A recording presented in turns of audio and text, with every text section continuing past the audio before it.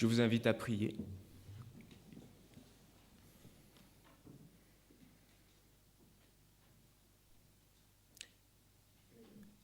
Notre Père qui est aux cieux, que ton nom soit sanctifié et que ton règne vienne. Nous sommes venus dans ce lieu de culte en ce matin pour t'adorer, pour te louer et aussi pour sentir ta présence, Seigneur, à l'intérieur de nous. Oui, touche nos cœurs, touche notre être, Seigneur, afin que nous puissions être vivifiés par ta présence, par le biais de ton Saint-Esprit. Au nom de ton Fils Jésus que nous t'en prions. Amen. Amen.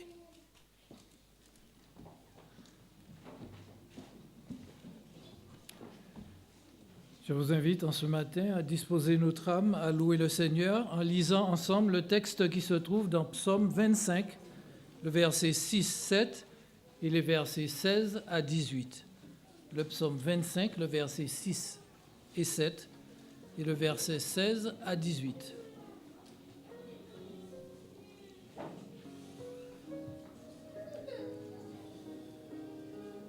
Je lis.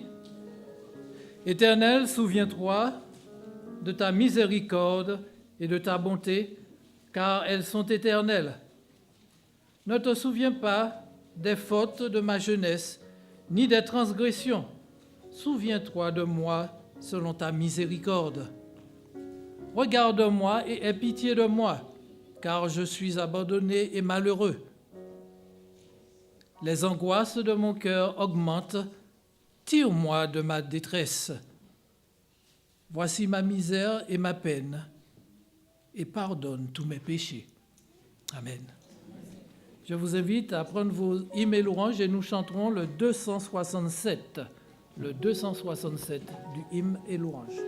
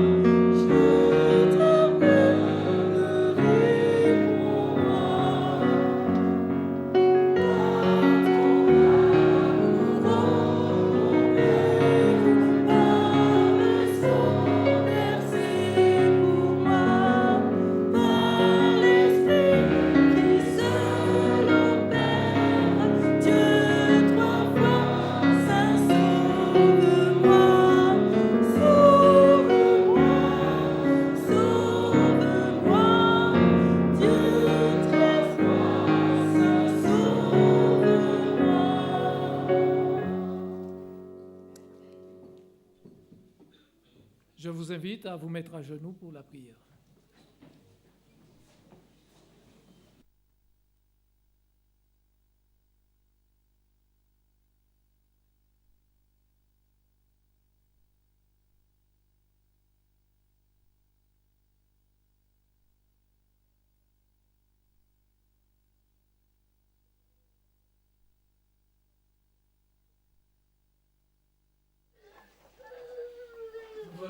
toi, Seigneur, te louer, t'adorer, te glorifier, parce que nous reconnaissons que tu es le Dieu d'éternité en éternité. Et nous voulons, Seigneur, ce matin, remettre toutes choses entre tes mains. Mais avant tout, nous voulons particulièrement te demander pardon. Pardon, Seigneur, parce que nous sommes conscients d'avoir péché contre toi, soit par pensée, soit par parole, par action, même par omission. Mais nous savons qu'en venant à toi avec un cœur sincère, tu nous pardonnes. Tu effaces nos transgressions. Et nous te disons merci pour cela. Et veuille disposer nos cœurs, notre être tout entier, afin de pouvoir, Seigneur, entrer pleinement dans cette dimension d'amour que tu nous accordes et que nous puissions te louer et te glorifier dans toute ta splendeur. Ô Seigneur, nous voulons te prier pour les familles composantes cette communauté. Il y en a de ceux qui passent par des moments difficiles. Que tu veuilles, Seigneur, les visiter.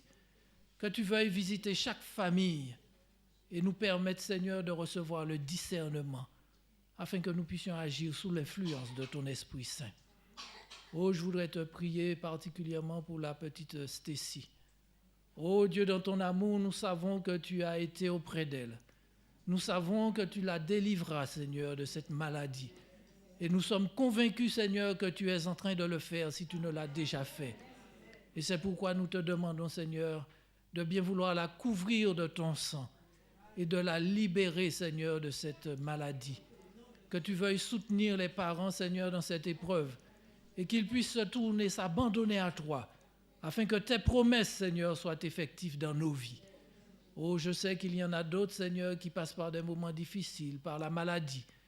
Tous nous croyons, Seigneur, en ta liberté. Nous croyons à cette libération que tu nous promets, Seigneur, de nous guérir de tous nos maux, de toutes nos maladies. Nous y croyons, Père. Mais nous te demandons d'augmenter notre foi afin que nous puissions être convaincus que quoi qu'il arrive, et même si, Seigneur, tu as décidé autrement, que nous puissions garder la foi en toi. Père éternel, je voudrais te prier particulièrement pour le prédicateur de ce jour.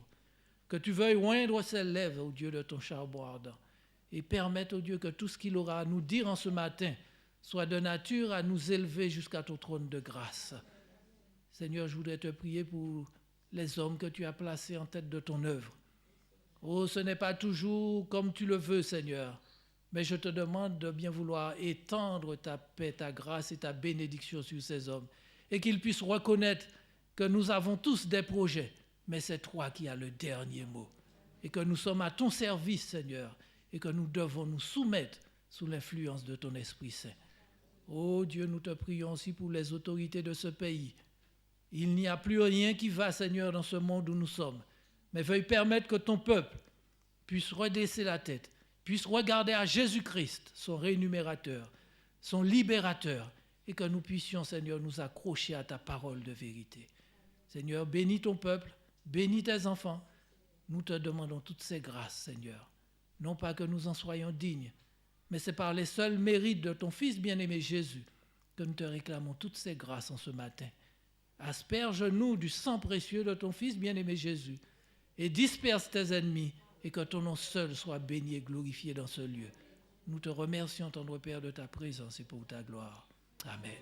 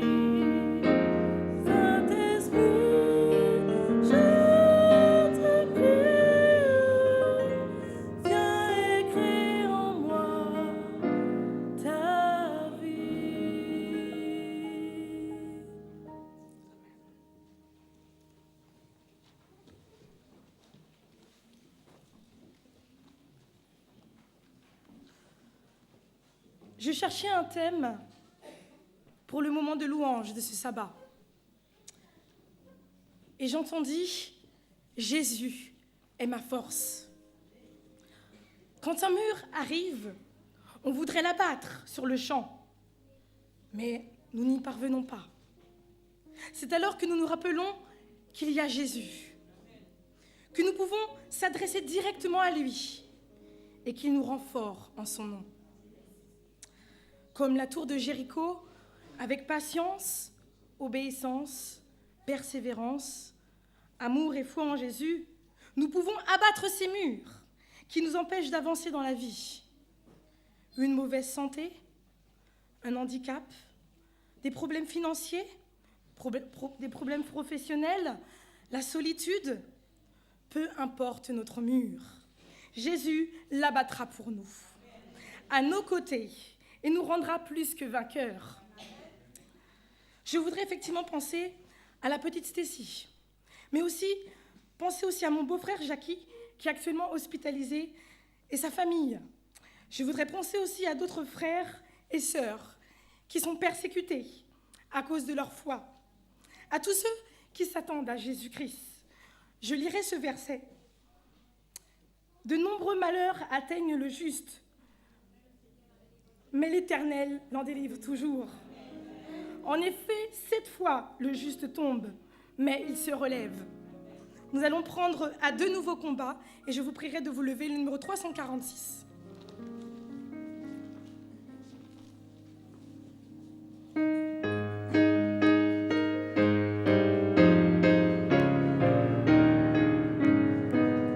À de nouveaux combats. Oh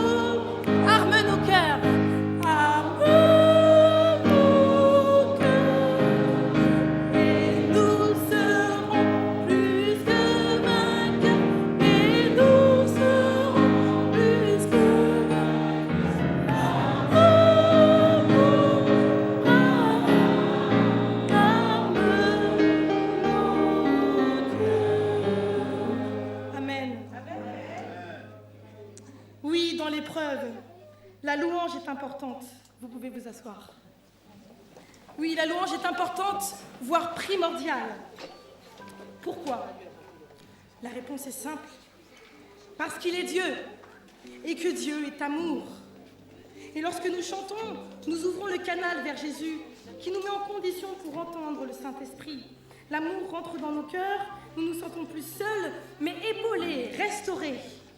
Nos craintes fuient et nous chantons Hosanna, qui signifie cri de joie, chant de triomphe. Hosanna.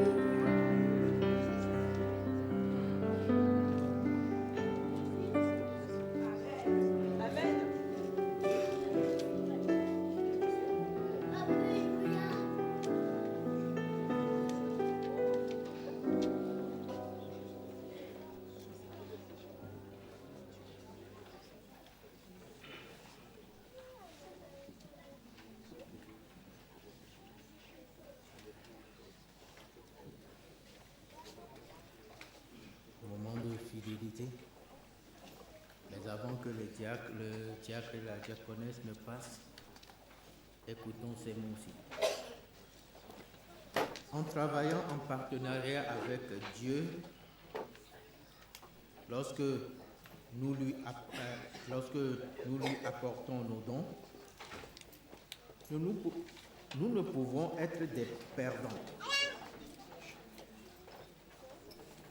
Cet homme ne pourrait pas perdre des résultats bénis de la bienveillance.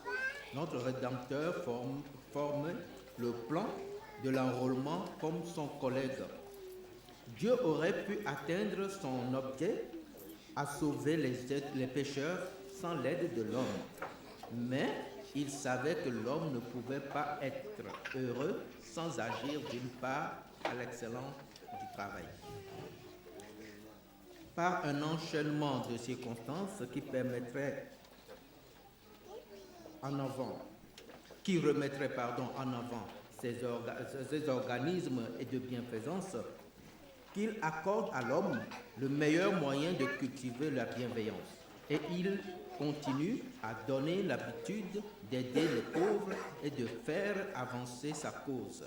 Nous trouvons ceci dans Conseil à l'économe, la page 15. Les nécessités d'un monde qui se perd font appel à nos talents pour faire connaître aux hommes la vérité qui les sauvera. En répondant à cet appel par des actes de charité, nous sommes transformés à l'image de celui qui s'est fait pauvre pour nous. En donnant, nous faisons du bien et nous amassons ainsi de véritables richesses. Lorsque nous donnons comme Dieu donne, nous devenons comme lui, en parole et en action. Voulons-nous rassembler à Dieu? Alors donnons comme Dieu donne. Cela fait du bien de savoir que nous sommes comme Dieu en parole, en action, quand nous donnons, n'est-ce pas? Nous allons inviter nos frères et la sœur à passer et recueillir nos offrandes et nous allons le faire en chantant notre chant habituel.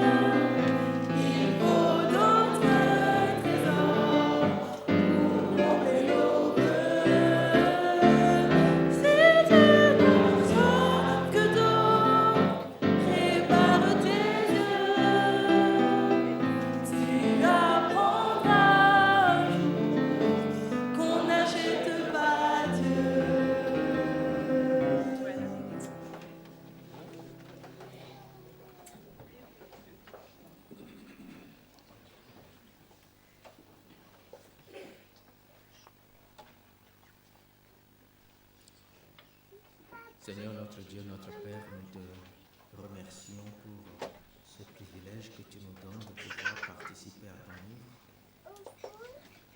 Voici le geste qui a été accompli et nous te le présentons, Seigneur, ces offrandes.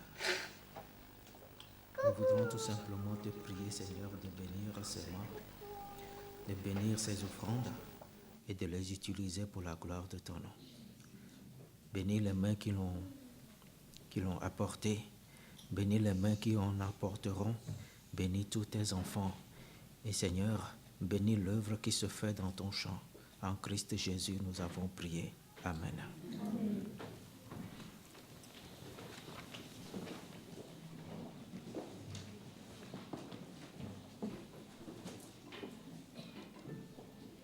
Le psaume 147, le premier verset nous dit « Louez l'Éternel, car il est beau de célébrer notre Dieu, car il est doux, il est bienséant de le louer. » Et je vais ajouter « Il est beau de voir des frères tous réunis dans le même amour. » C'est merveilleux.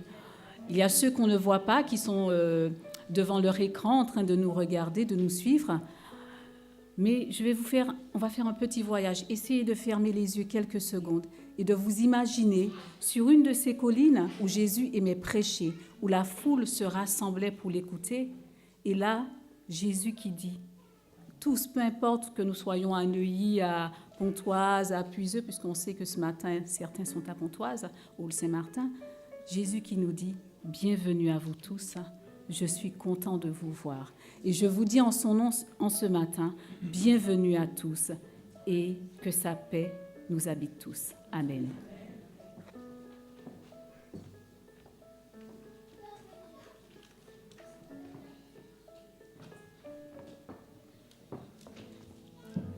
Bonjour à tous et bon sabbat à tout à chacun de vous. Merci.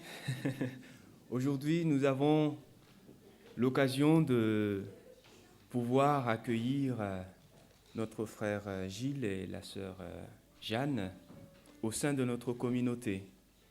Donc, pour qu'on puisse procéder à cette petite cérémonie de profession de foi, je vous invite à vous joindre ici devant, s'il vous plaît.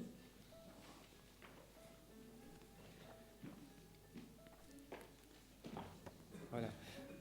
Alors, pourquoi profession de foi? Parce que ils ont déjà reçu le baptême par immersion et comme ils souhaitent faire partie de notre communauté, une profession de foi suffit pour faire partie de cette famille, de cette grande famille de Dieu qui est située à l'église de Puiseux-Pontoise. Donc, pour qu'on puisse procéder à cela, donc je voudrais citer quelques points sur lesquels ils ont adhéré à ces quelques points doctrinaux que je vais lire dans le manuel de l'Église. Alors, voilà, je vais faire comme ça. Oui, c'est mieux. Alors, vous pouvez tout simplement répondre par un oui ou par un non. D'accord. Croyez-vous en un seul Dieu, Père, Fils, Saint-Esprit, une unité de 3 personnes également éternelles? Oui. Acceptez-vous la mort de Jésus-Christ au calvaire comme sacrifice expiatoire pour vos péchés et croyez-vous que par la grâce de Dieu, au moyen de la foi, en son sang versé, vous êtes sauvés du péché et de sa conséquence? Oui. Acceptez-vous Jésus-Christ comme votre Seigneur et votre Sauveur personnel et croyez-vous que Dieu en Christ a pardonné vos péchés et vous a donné un cœur nouveau et renoncez-vous au mauvais chemin de ce monde? Oui.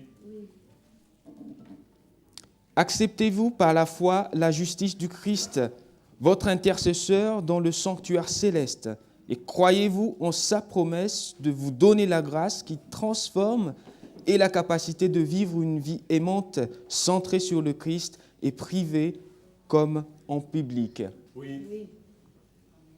Croyez-vous que la Bible est la parole inspirée de Dieu, l'unique règle de foi et de conduite du chrétien? Vous engagez-vous à passer du temps régulièrement à prier et à étudier la Bible? Oui. Reconnaissez-vous dans les 10 commandements une expression du caractère divin et une révélation de sa volonté?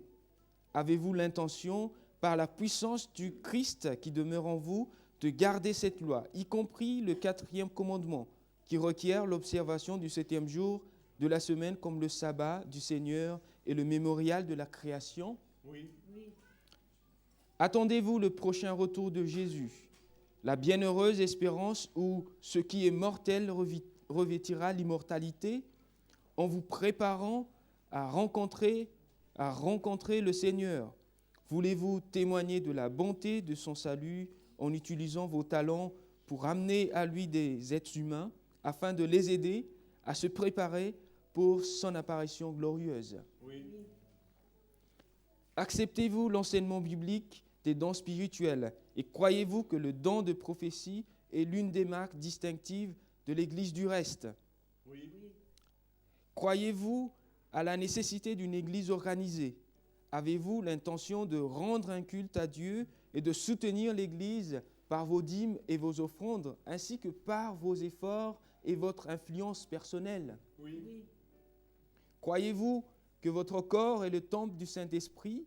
Honorez-vous Dieu en prenant soin, évitant l'usage de ce qui est néfaste et vous abstenant de toute nourriture impure, de l'usage, la fabrication ou la vente de boissons alcoolisées, de l'usage, la fabrication ou la vente du tabac sous toutes ses formes destinées à la consommation humaine, et du mauvais usage ou du trafic de narcotiques ou d'autres drogues. Oui.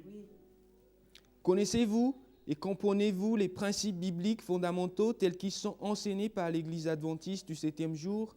Avez-vous l'intention, par la grâce de Dieu, d'accomplir sa volonté en mettant votre vie en harmonie avec ses principes? Oui. Acceptez-vous l'enseignement du Nouveau Testament au sujet du baptême par immersion et désirez-vous recevoir, vous avez déjà reçu, pour exprimer bibliquement votre foi en Jésus et dans son pardon de vos péchés? Oui. Merci. Acceptez-vous et croyez-vous que l'Église adventiste du 7e jour fait partie du reste de la prophétie biblique, où sont invités et acceptés des personnes de toute nationalité, de toute race et de toute langue? Désirez-vous devenir membre de cette communauté locale de l'Église mondiale? Oui. Parfait. Comme nous avons entendu leur adhésion à ces points doctrinaux tirés de l'enseignement de la Bible, maintenant nous allons procéder à un vote pour leur adhésion au sein de cette Église. Donc j'inviterai tous les membres inscrits de cette Église de prendre part à ce vote-là en levant les mains, tout simplement. Ceux qui sont en faveur de cette adhésion de Gilles et Jean dans notre communauté. Et Jeanne. Merci. Voilà, je vous remercie. Est-ce qu'il y a des avis contraires? Ceux qui s'abstiennent? Ok, parfait. Nous vous accueillons dans cette communauté avec un cœur joyeux, avec une grande joie aussi, et avec des grands bras ouverts, avec une porte grande ouverte aussi. Donc, soyez la bienvenue au sein de cette communauté. Alors, pour que ce moment puisse s'inscrire dans le temps et dans les papiers, nous voudrions aussi vous remettre ce certificat de profession de foi pour Jeanne, qui a reçu le baptême par immersion le 5 septembre 1995 à l'église l'Assemblée de Dieu. Voilà. Jeanne, c'était pour toi. Comme Gilles aussi, il a reçu le baptême par immersion le 5 septembre 1999 à l'église évangélique. Et donc, je te remets aussi ton certificat de profession de foi pour continuer la course avec le Seigneur et qu'il puisse vous préserver dans la foi et dans sa grâce et dans cette espérance que vous avez en lui. Voilà. Et maintenant, je vous laisse un petit temps, 5 minutes ou 3 minutes, de vous exprimer un tout petit peu. Après, on va procéder aux remises du cadeau. Donc je suis né dans le sud de la France, dans le Tarn. Je suis d'une famille catholique. Donc au collège, par contre, j'ai commencé à changer beaucoup. Je me suis donc révolté. J'ai commencé ma révolte au collège. Et donc jusqu'à ce que finalement, dans les années 90, je me suis retrouvé dans des manifestations. Et donc ce jour-là, j'ai vu des coups de matraque partout. Donc je crois que ce jour-là, j'ai eu très très peur. Et donc peu de temps après, je suis allé dans l'église évangélique où j'avais eu des tracts de l'église. Et donc je me suis fait baptiser. Et donc bon, dans l'église évangélique, il y a eu des hauts, des bas. Puis bon, comment dire, on était emporté un petit peu à tout vent de doctrine, qu'on avait toujours des frères et des sœurs qui nous amenaient dans d'autres églises. Ils disaient ouais, le prédicateur là-bas est mieux, tout ça. Donc on a vécu beaucoup de péripéties, on va dire, qu'on préférerait un peu oublier. Et donc il y a quelques temps, donc c'était vers le mois de novembre, j'ai vu un témoignage d'une personne qui prêchait sur Internet. Et au début, je croyais que c'était une évangélique classique comme nous, quoi. Et puis après, elle dit qu'elle est membre de l'église adventiste du 7e jour. Je me suis dit, mais c'est quoi? Donc, elle prêchait, il n'y avait rien qui me choquait, donc je me suis dit, c'est bizarre, donc ça a l'air intéressant en plus ce qu'elle dit. Donc je me suis dit, ça va, j'ai dit à Jeanne, on va aller voir, il y a une église, j'ai vu qu'il y avait une église adventiste à côté à Puiseux, on va aller voir. Donc, et puis ça fait 3 mois, on est là tous les jours. Au début, on est allé encore un peu à notre église, finalement, très très vite, on a arrêté. Et donc... Ah oui, il y avait un autre problème, c'est que je travaillais un samedi sur 2.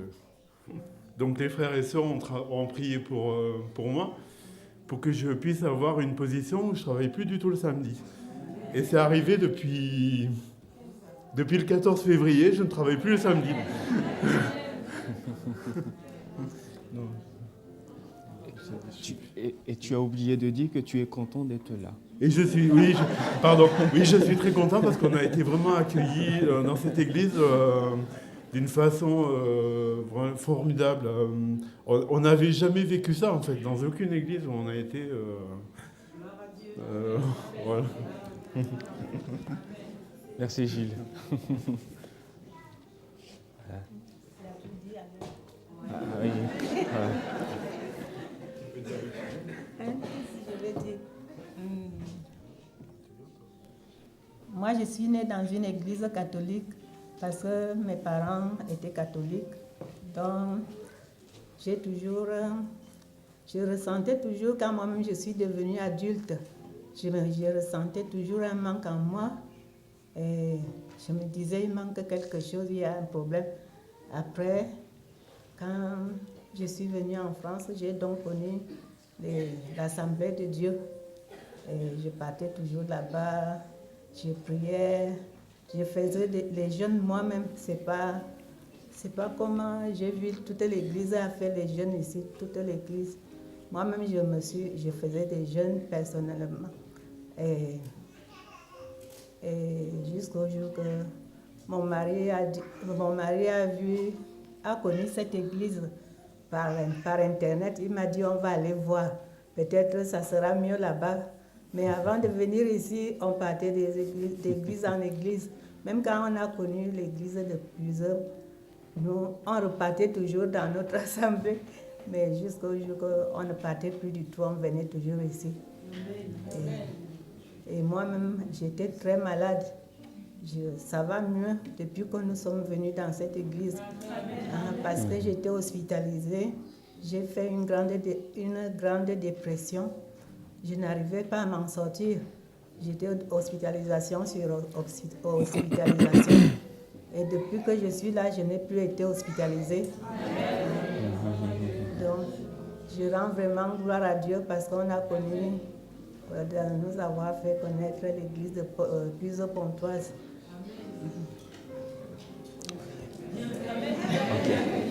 Okay. Et tu es contente aussi?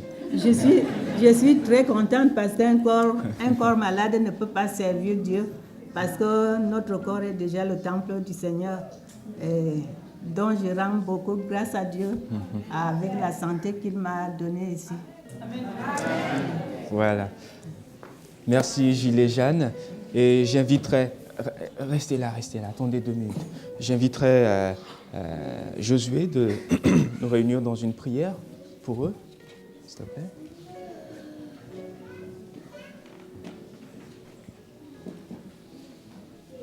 Je vous invite à vous lever.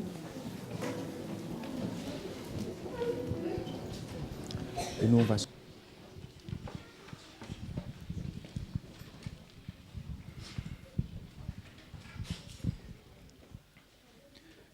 Notre Dieu, notre Père, nous sommes heureux en ce matin de pouvoir, oh Dieu, te présenter Gilles et Jeanne. Donc, ils étaient déjà inscrits sur ton livre, tant de près, parce que tu connais toutes choses. Mais concrètement, ce matin, oh Dieu, publiquement, ils veulent, oh Dieu, montrer leur appartenance à ton peuple, à tes enfants. Et nous voulons, Seigneur, te demander de continuer à les bénir et de permettre, tendre Père, que ton Église puisse être une lumière dans ce monde comme tu le voudrais. Et permettre, oh Dieu, que Gilles et Jeanne puissent témoigner, oh Dieu, pleinement, partout où ils sont, de ce que tu as fait pour eux. Et que tu puisses continuer à les bénir et que, Seigneur, par leur témoignage, d'autres âmes puissent se joindre à ton peuple. Oh Dieu, je te réclame en ce matin le sang précieux de ton Fils bien-aimé Jésus sur Gilles et Jeanne. Que tu leur accordes ton Saint-Esprit, que tu déverses sur eux ta grâce, Seigneur, et que tu les recouvres de ta robe de justice et permette que Gilles et Jeanne puissent, quelles que soient les circonstances, se tourner vers toi et rechercher ta face, rechercher ta grâce, rechercher ta bénédiction et ta paix. Oh Dieu, veuille permettre qu'ils puissent être en paix avec tous, car tu le dis dans ta parole, sans la paix, sans la sanctification, personne ne verra le Seigneur. Mais je te demande aussi, Seigneur, de permettre que cette église de Cuise-Pontoise, nous puissions mettre tout en œuvre, Seigneur, afin de les soutenir dans leur marche, afin de les guider, Seigneur, par l'intermédiaire de ton Saint-Esprit, et que tous ensemble, nous puissions converger vers le même but, la vie éternelle en Jésus-Christ, notre Sauveur bien-aimé.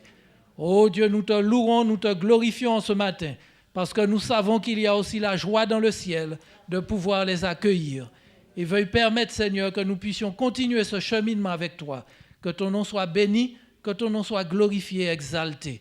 Et accorde-nous, Seigneur, cette grâce dans le reste de ce programme, ce culte qui t'est offert, que tout puisse continuer sous ton influence bénie.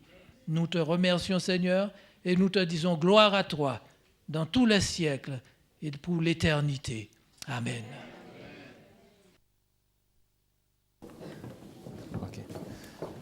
Merci Gilles et Jeanne. Et nous voulons aussi vous remettre un petit présent de la part de l'Église. Nous sommes heureux de vous accueillir. Bonsoir Jeanne. Merci. Ce qui est bien, c'est que vous pouvez les échanger. Alors, bienvenue à vous. Merci. Le Seigneur vous a fait.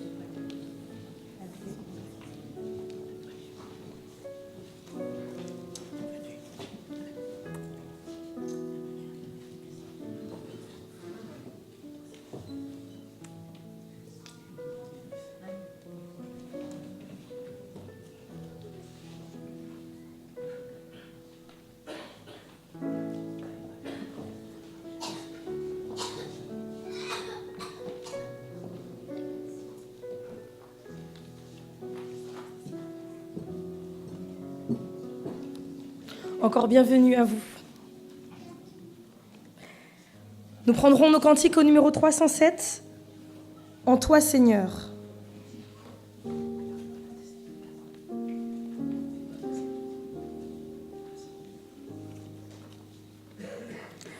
vous prierai de vous mettre debout.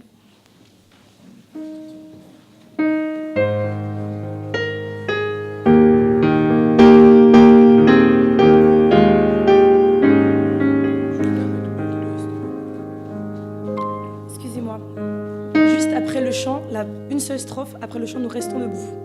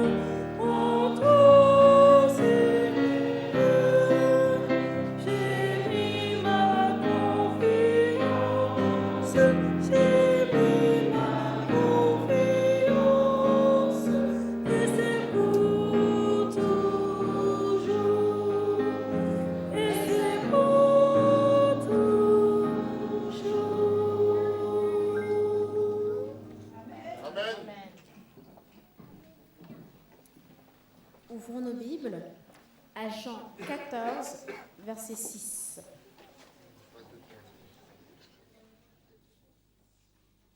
Jésus lui dit, « Je suis le chemin, la vérité et la vie.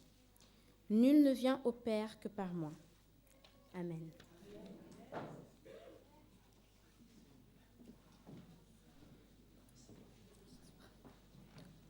Vous pouvez vous asseoir.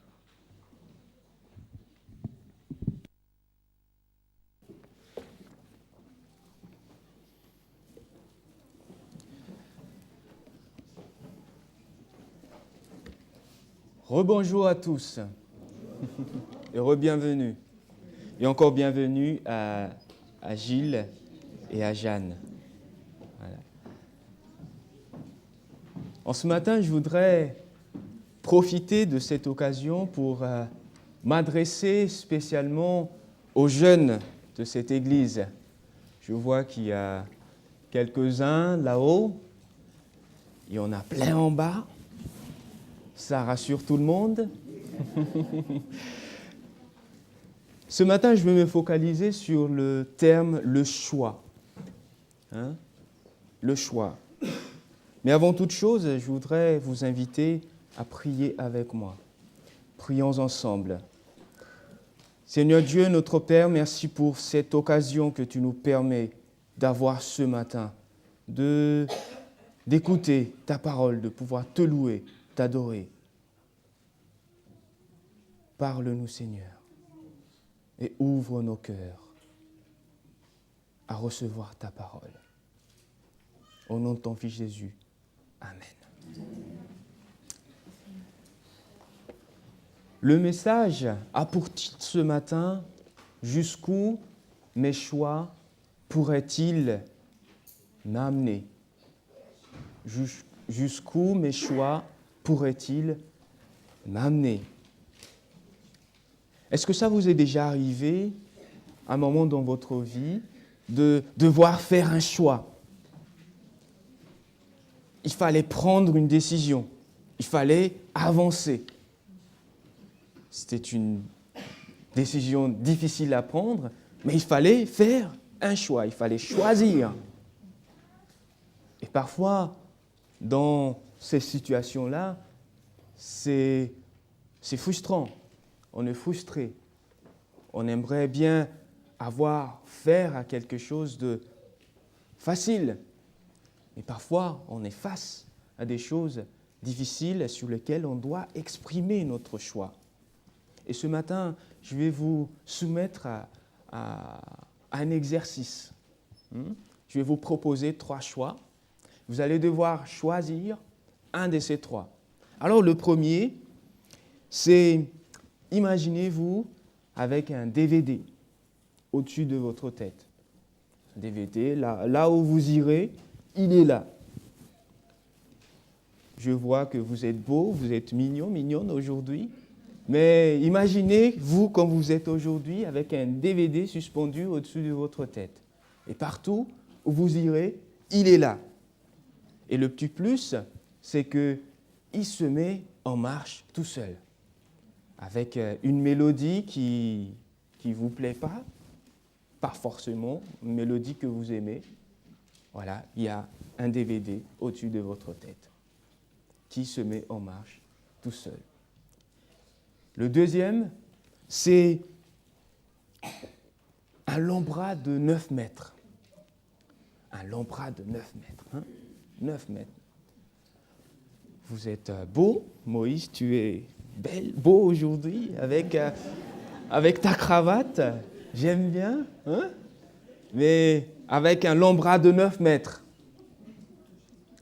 Tu es comme tu es aujourd'hui, avec le boulot, tu peux conduire, tu peux te débrouiller comment tu vas faire pour conduire, mais avec un lambras de 9 mètres. Le troisième choix, c'est 5 petits canards qui te suivent partout où tu vas. Tu vas au culte, ils sont là. Tu vas au marché, ils sont là. Tu vas à tes rendez-vous, ils sont là. Tu vas squatter avec tes potes dans la cité, dans le quartier, ils sont là. Tu vas à ton rendez-vous avec ton petit copain, avec ta petite copine, ils sont là. Partout où tu vas, ils sont là. Alors, lequel de 3 choix vous choisirez ce matin? Moïse.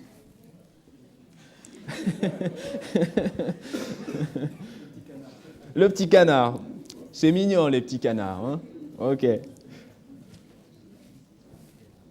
Les choses que j'avais citées dans ces 3 choix-là, ce sont des choses banales, on va dire. Dans notre vie quotidienne, nous sommes obligés de faire un choix. Le choix est inhérent. On ne peut pas ne pas choisir, n'est-ce pas? On fait un choix.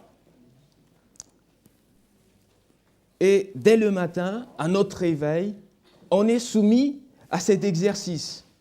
C'est-à-dire faire ou ne pas faire notre lit, c'est un choix.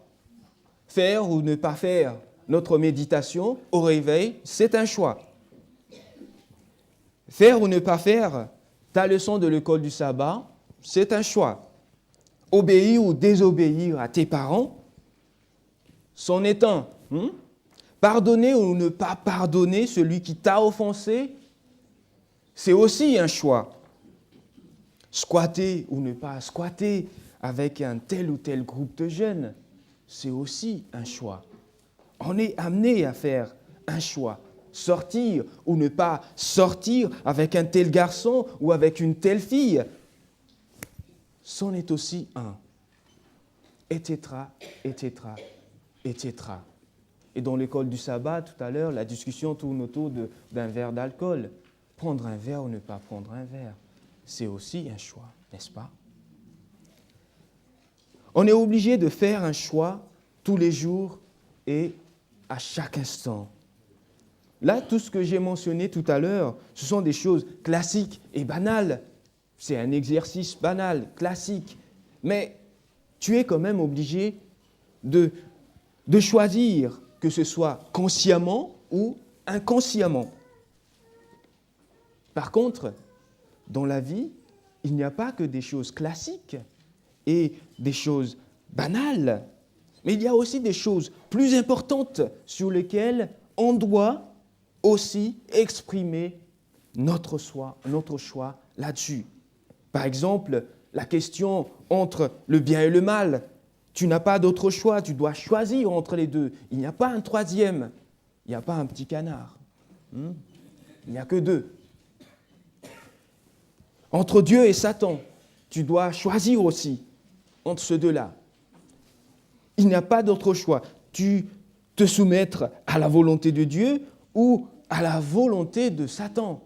vivre pour Dieu ou te livrer à Satan. Tu dois choisir. Tu ne peux pas ne pas choisir. Et c'est le prix de ton libre arbitre. C'est le prix de ta liberté. Tu dois choisir entre les deux. Et pour aller plus loin dans ce sens-là, il y a aussi la question entre la vie éternelle et la mort éternelle. Là-dessus aussi, tu dois exprimer ton choix. Tu dois choisir aujourd'hui. Tu dois prendre position. Tel est aussi le prix de notre libre arbitre. Tu dois choisir entre la vie et la mort. Tu dois choisir d'appartenir à Dieu ou à Satan. Il n'y a pas d'autre alternative. Encore une fois, tu dois choisir. On est obligé de choisir.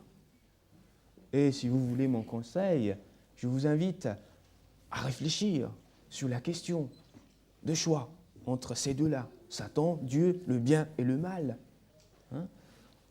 Et la Bible dit, je mets devant toi la vie et la mort. Choisis la vie pour que tu vives. Mais je comprends parfois que ce n'est pas toujours évident de choisir et de faire ce qui convient à sa volonté. Mais lorsqu'on décide de faire ce que Dieu veut qu'on fasse, il nous donne le pouvoir d'exprimer sa volonté. Et Jean dit ceci dans le chapitre 1 et le verset 2 de son évangile. À tous ceux qui l'ont reçu, à ceux qui croient en son nom, elle a donné, c'est-à-dire la parole qui est le Christ lui-même, elle a donné le pouvoir de devenir enfant de Dieu, de pouvoir exprimer son choix librement et de dire « je veux appartenir à Dieu ».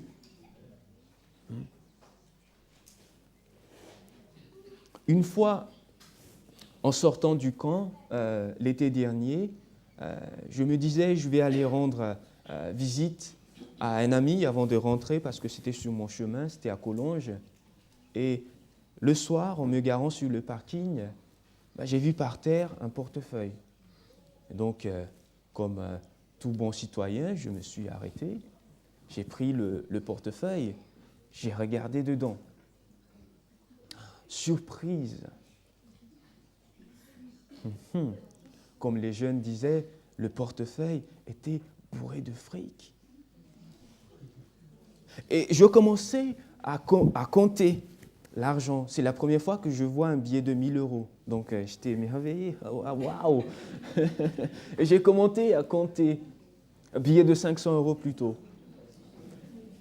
Et j'ai compté 500, 1000, 1500, 1600, 1662 € qui étaient dans le portefeuille. J'étais content ce jour-là. Aussitôt, j'ai pensé à mon portefeuille, à moi aussi, qui n'a pas beaucoup d'argent dedans. Mais aussitôt, j'ai pensé à la personne à qui appartient le portefeuille. J'ai pensé à ce bonhomme qui a, je ne sais pas qu'est-ce qu'il a fait, de faire tomber son portefeuille par terre comme ça. J'étais content. Et comme vous comprenez très bien, j'ai hésité à contacter la personne. Ou du moins rendre son portefeuille sans l'argent. Je rends son portefeuille, je garde l'argent ou je rends le tout. Donc je me suis mis à prier. Et le soir, arrivé chez mon ami, j'ai regardé sur la carte bancaire, il y a le nom du gars. Donc j'ai cherché sur Internet pour savoir, sur la page blanche, pour savoir où est-ce qu'il habite. Donc je n'ai pas trouvé. Et j'étais fatigué aussi ce soir-là. Donc je suis allé me coucher. J'ai poursuivi la recherche le lendemain matin. Donc j'ai fouillé un peu dans ses affaires, parce que voilà. Et j'ai mis la main sur sa carte grise. Et ce bonhomme-là, il a tout perdu.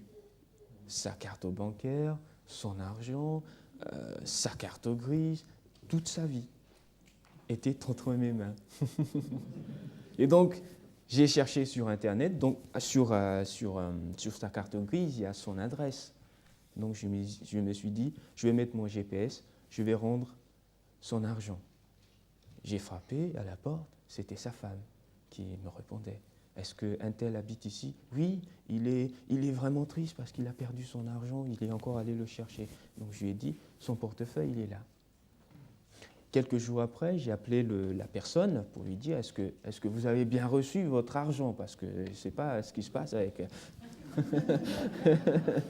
Et il m'a dit, oui, j'ai bien reçu, je vous remercie, je vais vous envoyer quelque chose en guise de reconnaissance. Jusqu'à aujourd'hui, il ne m'a pas envoyé.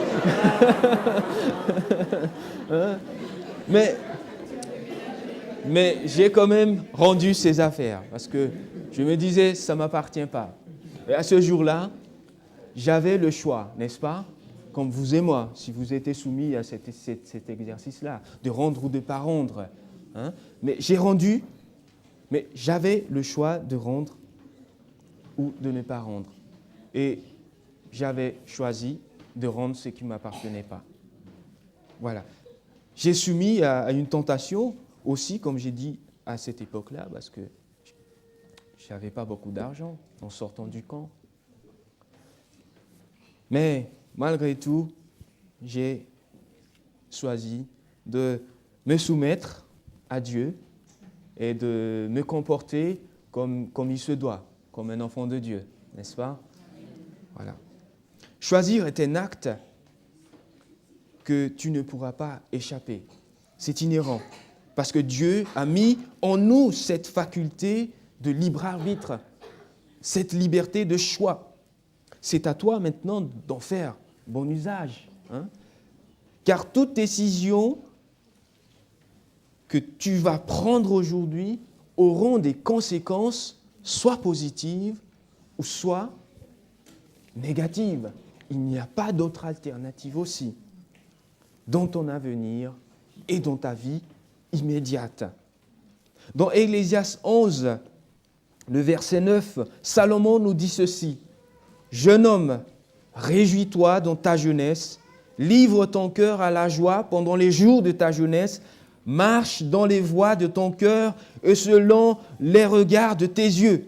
Tu es libre, mais sache que pour cela, Dieu t'appellera en jugement. » En d'autres mots, tu es libre de choisir, parce que c'est le prix de ta liberté. Mais sache que Dieu t'appellera en jugement. Va, remplis ton existence de toutes sortes de plaisirs. Mais attention, tu vas régler l'addition. Tu paieras les conséquences de tes actes et de ton libre arbitre, comme Adam et Ève. Dieu n'a pas empêché à Ève de toucher et de croquer le fruit. Il n'a pas empêché. Il était libre. Elle était libre aussi à ce moment-là. Dieu l'a laissé exprimer sa liberté. Par conséquent, suite à cette désobéissance, tu vas mourir. Tu vas certainement mourir. L'addition en paie toujours les conséquences de nos choix. Nous avons tous un choix à faire et que tôt ou tard, nous vivons tous avec les conséquences de notre choix. Mais dans tout ça, une question reste quand même fondamentale. C'est comment faire pour faire un bon choix, n'est-ce pas? Pour répondre à cette question, examinons rapidement la vie d'un personnage biblique de l'Ancien Testament. Il s'agit de Daniel. Daniel était jeune, il était certainement beau aussi, lorsqu'il était parti en captivité à Babylone. Et pendant son séjour dans ce pays étranger, la Bible nous montre qu'il était celui qui était jaloux de sa façon de vivre. Il était jaloux de sa culture religieuse. Et de nos jours, il est devenu le symbole de la réussite. Lorsqu'on aborde la question sur l'intégrité, on prend soit Joseph, soit Daniel. La question sur la fidélité, on prend comme exemple Joseph ou Daniel. C'est devenu un symbole de fidélité, d'intégrité. Et pour arriver à ce stade-là, qu'est-ce qu'il a fait? Qu'est-ce qui a inspiré ses actes et ses choix? Qu'est-ce qui a inspiré sa décision? Et nous allons voir un point ce matin, parce que nous n'avons pas beaucoup de temps. Je vous invite à prendre avec moi Daniel, chapitre 6, et le verset 10.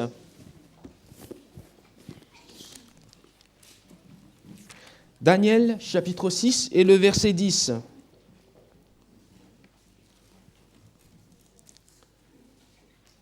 Alors il dit ceci: « Lorsque Daniel sut que le décret était écrit, il se retira dans sa maison, où les fenêtres de sa chambre supérieure étaient ouvertes dans la direction de Jérusalem. Et 3 fois le jour, il se mettait à genoux, il priait et il louait son Dieu, comme il le faisait auparavant. » Le texte nous dit bien ici qu'il priait 3 fois par jour. Et la prière est tout simplement un élément essentiel dans notre prise de décision.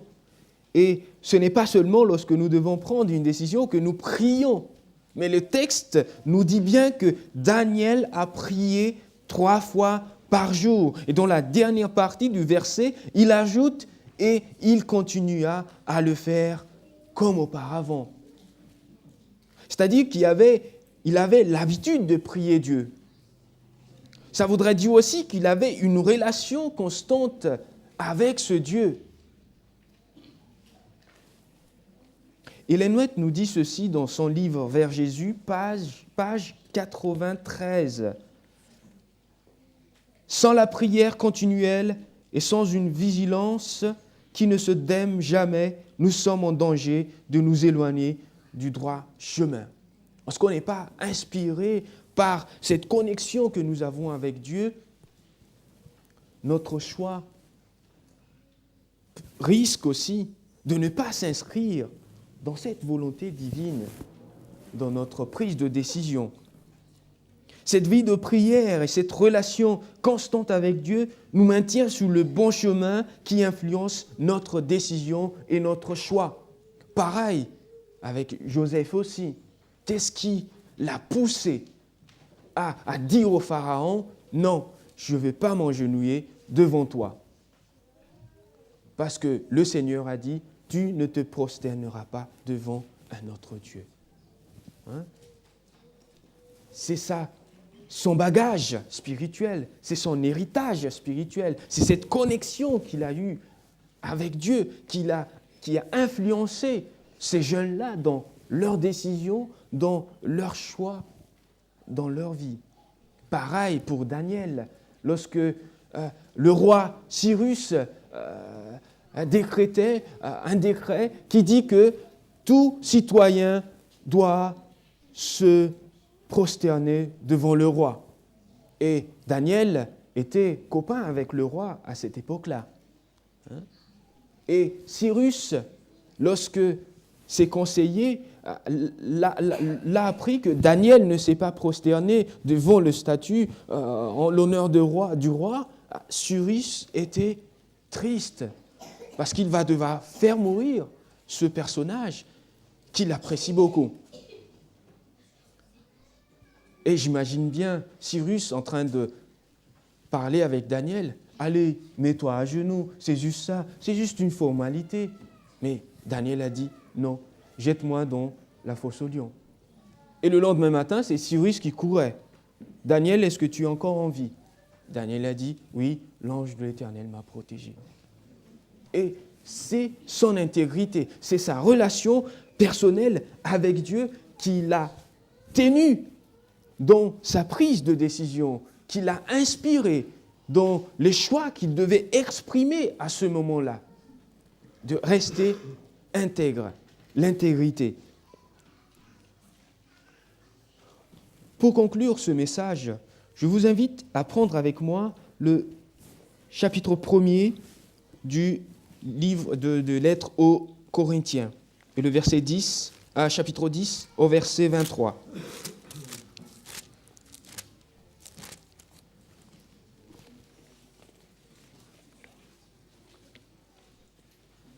Alors, le verset 23 nous dit ceci, dans la version Semeur.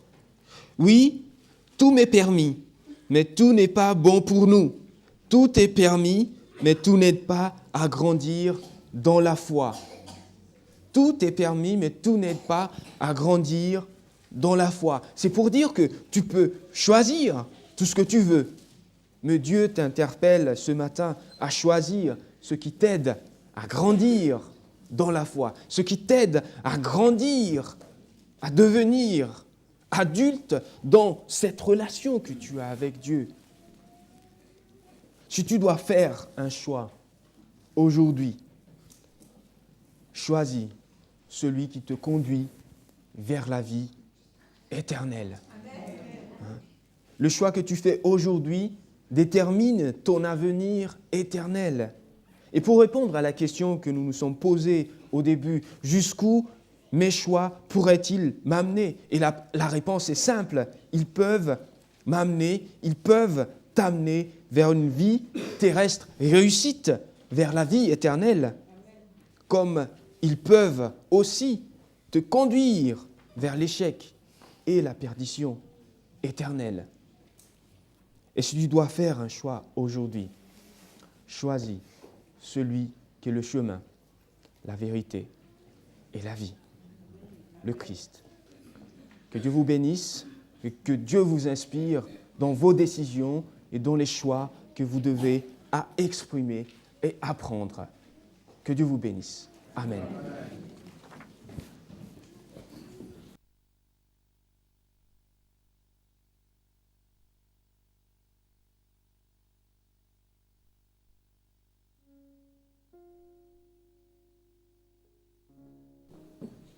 Nous nous mettrons debout et nous chanterons le numéro 335, Le cri de mon âme.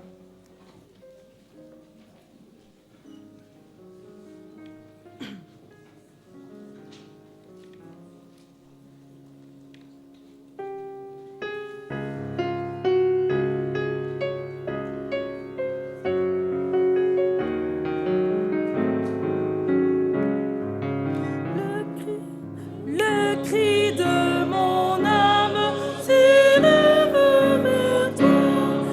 Elle te réclame, Jésus pour son roi. Ton joug est facile, ton fardeau léger. Sur mon cœur possible, règne au bon berger.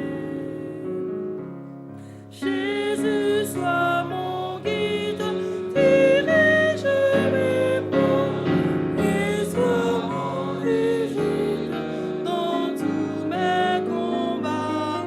Dans la vie profonde, tiens-moi par la lumière du monde, lui sur mon chemin. Source de l'eau vive, levez les yeux, que par toi je vive, paisible et joyeux. Quand luira l'aurore du jour éternel, que je vive encore pour toi dans le ciel.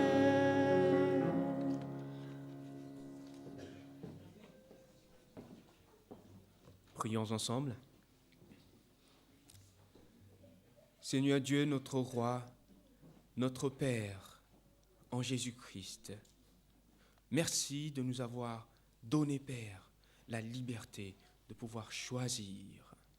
Et en ce matin, nous voulons te dire, Père, que nous voulons te servir, nous voulons te prendre comme Père, comme maître de notre vie.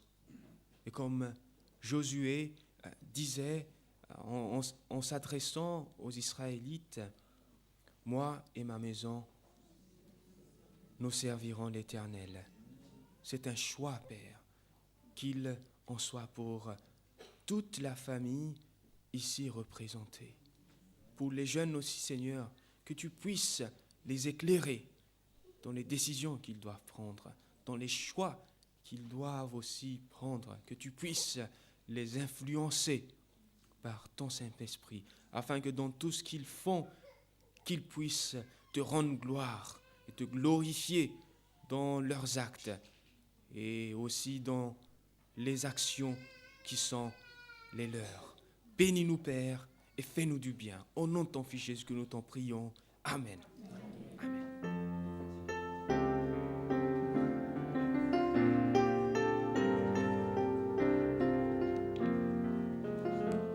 À celui qui nous aime, qui nous a délivrés de nos péchés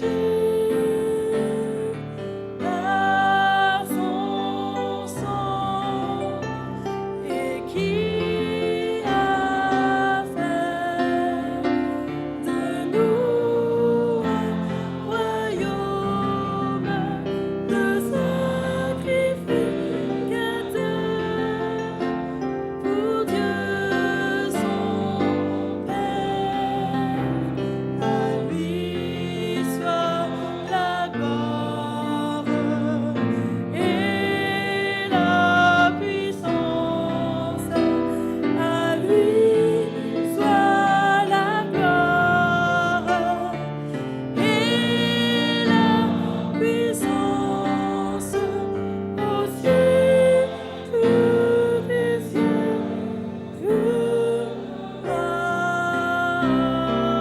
Amen.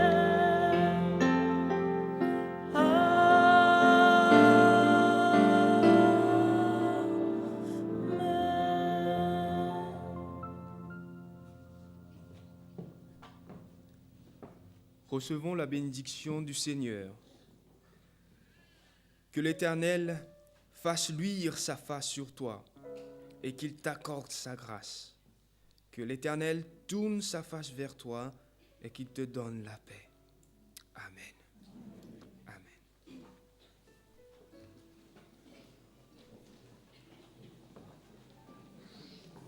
Nous allons saluer Gilles et Jean à la sortie. Gilles et Jeanne.